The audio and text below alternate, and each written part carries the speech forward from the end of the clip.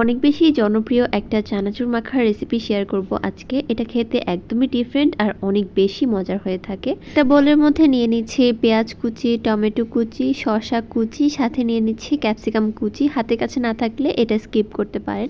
সাথে দিয়ে দিচ্ছি একটা মরিচ কুচি আর সামান্য একটু ধনিয়া পাতা কুচি।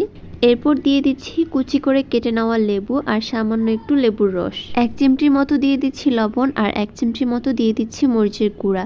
সাথে দিয়ে দিচ্ছি সয়াবিন তেল। এরপর সব কিছুকে খুব ভালো মতো মাখিয়ে নিতে হবে তেলের সাথে। একদম ভালো মতো মাখিয়ে নিচ্ছি। দেখতেই তো পাচ্ছেন এটা কতটা পরিমাণে লোভনীয় লাগছে। এরপর আমি এর মধ্যে দিয়ে দিচ্ছি ম্যাজিক্যাল কিছু ইনগ্রিডিয়েন্টস, যেটা এই চানাচুর মাখার স্বাদ একটু অন্যরকম করবে আর অনেক বেশি মজাদার করবে। প্রথমে দিয়ে দিচ্ছি চাট মশলা, সাথে দিব কাসুন্দি আর 1 টেবিল চামচের মতো টমেটোর সস। সাথে দিয়ে দিচ্ছি সামান্য একটু আমের আচার আর সামান্য একটু জলপাইয়ের আচার। পছন্দ মতো আচার এখানে অ্যাড করতে পারেন।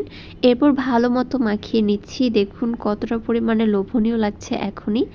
এরপর এর মধ্যে পছন্দ অনুযায়ী যে কোনো ধরনের চানাচুর দিয়ে খুব ভালো মতো মাখিয়ে নিচ্ছি। তো আমাদের চানাচুর মাখাটা একদমই রেডি। এটা খেতে অসম্ভব মজাদার ছিল। আপনারা চাইলে ট্রাই করতে পারেন।